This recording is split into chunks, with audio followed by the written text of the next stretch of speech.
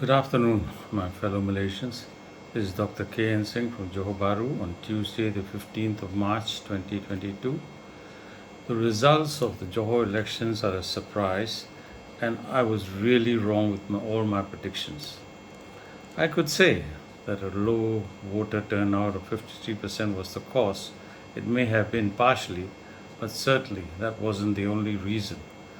From what I gather from the grassroots, that everybody in Johor is fed up of this political uncertainty, and the business community, mainly the Chinese, are losing money every day. Jobs have been lost, companies are shut down.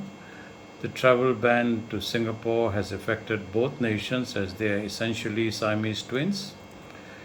Najib has stolen, he has been convicted, and the opposition keeps on hammering this fact, and to such an extent that the Malay community has now started taking it personally as an attack on the Malays.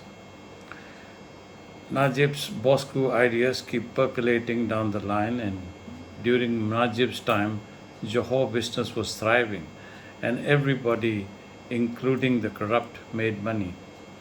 Johor has learned to live with corruption, and corruption actually has become a business expense here.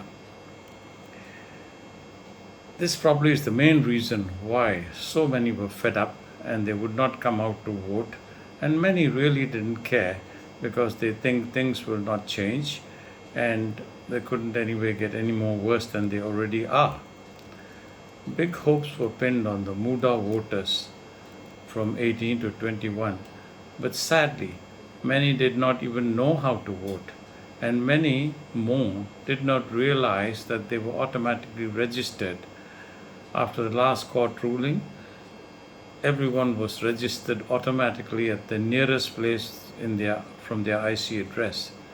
Most actually believe that only with 01 in their ICs were eligible to vote. The Election Commission or the political parties did not do any public exercise to explain to the young that all they needed to do was go to myspr.spr.my.link and put in their IC to see where they will be voting. Many people really thought that was only Johorians born here who could vote. It's actually for all those who have made Johor their home. Everyone who lives, works, stays in Johor, has a Johor address, is entitled to vote. The opposition overlooked this and took it for granted everybody knew. Now, if the Barisan National get their act together, they, after the infighting that is expected soon, Johor could remain a Barisan National bastion. The Johor government will be announced, and hopefully it will get on to revive Johor. Now the federal government has to decide how to stabilize the government and move on with the business of running the country. There are still two more hurdles for Malaysians. One, the UMNO AGM, where it will be decided who will lead the party and when will they have the next PRU. I'm sure the current PM Sabri will want to continue as long as he can, and he will have to decide when to have the PRU. November 2022 is the last date when the UMNO AGM must take place, but they can have it any time before that if they want to. Even the PRU can be held even before or after the UMNO AGM. Najib's final appeal is pending. He has already been declared guilty by 2 courts, and when his appeal is heard, his fate will be decided. A faction of UMNO are agitating and demonstrating that Najib should be pardoned and the judge who sentenced him must be put in prison. This actually amounts to contempt of court. So let us see what the government does. There are rumors that he may be pardoned by the Agong, but that will send the wrong signal to the Rakyat that corruption can be forgiven in this country. Finally, in the next PRU, whenever it is held, the opposition must get together and get their act together. Tun Mahathir is a spent force. His party, Juang, was wiped out totally everyone lost their deposit.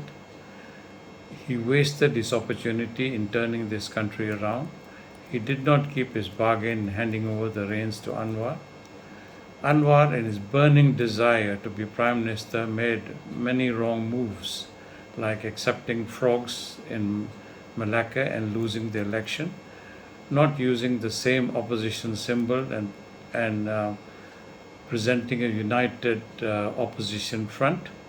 Things may have been different if PKR, DAP, Muda, Warisan presented a united front. The Riot now think that if they cannot get together in an election, how on earth will they come together as a government? So the Johor people chose believing that a known devil is better than an unknown devil, and they hope Barisan National will bring stability and the business community will rebuild a vibrant Johor. There has to be new blood in the opposition for it to be credible. In PKR, unless Rafizi comes back as president with Nurul assisting him, PKR will have no credibility. Anwar can remain as an advisor, but it's time for him to retire from politics, if not for himself, then for the sake of the nation. Muda has done well with one seat, but need to train the young on how and where to vote and why they need to vote for their future. Education, equality, meritocracy has to be stressed, as in Muda, we have the young of all races. The young get together really well. It is the old fossils that refuse to give way that are the problem in this country. DAP also needs Lim Guan Eng to step down and give Anthony or Hannah Yeo a chance.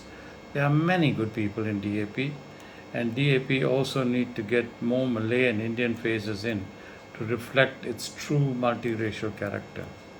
Strange, but it showed in the Johor elections that even the Chinese did not trust and vote for DAP, and this tilted in BN's favor in at least two of the consistencies.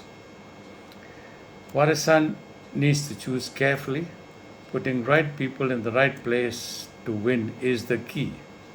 We learn from our mistakes, and trust me, I have made many, but fortunately, we learn from each one of them. The country now needs to take all this in and decide what is it we really want. To build a nation or a particular race or religion, what do we really want? God bless Malaysia, and thanks for listening, my friends.